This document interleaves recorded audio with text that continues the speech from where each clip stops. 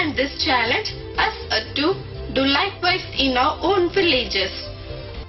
We had to assess the various levels of satisfactory participation at the various stages of a program like assessing, strategizing, programming, implementation and monitoring.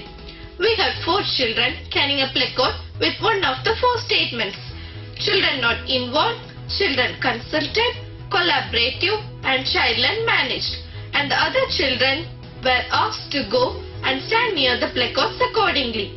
The children were mostly seen around the child-led placard for the majority of the stages and around the collaborative placard for the other stages.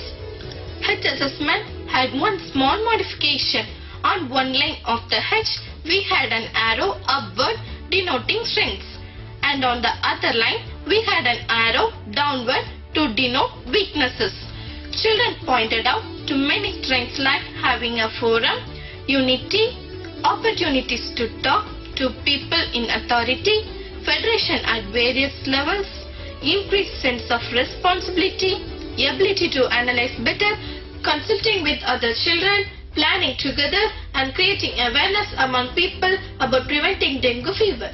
We had also pots and beans exercise to see how we scored with regard to the 9 requirements for children's participation. 27 beans were the maximum for a total of 9 requirements. We were happy that our average in this regard is 25.5 points. We drew on floor the diagram for the circle analysis to explore patterns of inclusion and exclusion. Most of the girls and boys of 12 years of age and below were in the circle meant for those involved most actively and on sustained basis. The majority of the boys above 12 identified themselves within the circle for those sometimes involved and active but not always. They cited various reasons like not being available within the village, being out for studies, job, etc. We children enjoyed very much the body mapping process, dividing the body with the vertical line from top to bottom to signify the situation before and after our involvement in children's parliaments. We were able to notice the various improvements in us with regard to our thinking, outlook, listening, communication, health, activities, reach, etc. that occurred on account of children's parliaments. What impact did our involvement through children's parliaments have on the governments at local, national and international levels? What changes did we effect at the family, community and civil society at local, national and international levels? The tool Children in Context Analysis for Change help us to identify this. We had plenty of achievements to quote at family and community levels. We were also creating awareness both at government and civil society levels, nationally and internationally. We had stories of how we interacted with leaders and addressed forums at national and international levels. As for example, our state child Prime Minister addressing various meetings during the 57th session of the UN Commission on Women at New York on March 2013. My name is Swarna Lakshmi. I am 13 years, coming from India, belongs to the state of Tamil Nadu.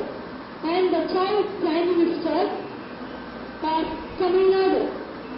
We have children's parliament in our country, preventing violence against girls. It was the stories of most significant change that made us bring out best our creative best. Children acted out their best stories of achievements through children's parliaments. Stories of bringing children back to school, stopping child marriage, etc.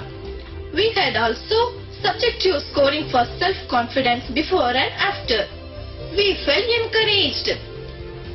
So too, we had decision-making package chart where we identified 10 important areas where we would like to have a say in decision-making and those 10 who presently have a sway in decision-making. Our discovery Wherever we have children's parliament functioning, children have more and more say in decision making. On the whole, the program was Useful, Interesting, with plenty of games, songs and fun. giving us confidence. we now know how better to participate. We will change the world.